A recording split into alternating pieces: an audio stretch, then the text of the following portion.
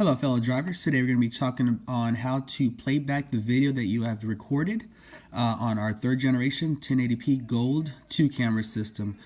Before we can ever get into either our menu or our playback, you want to make sure that you're not recording. Press the OK button. You are no longer recording because you'll see this icon.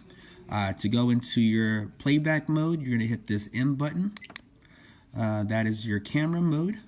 Hit it again and you'll see your recordings. So this is going to be one of your recordings, and then to go through them you'll just simply use the down arrow and that will scroll through to your video recordings.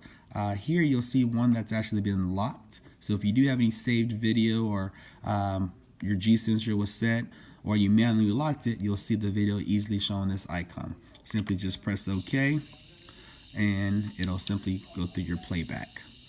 Press OK to stop and then go into your next one.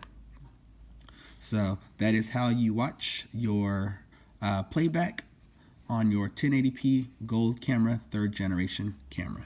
Thank you.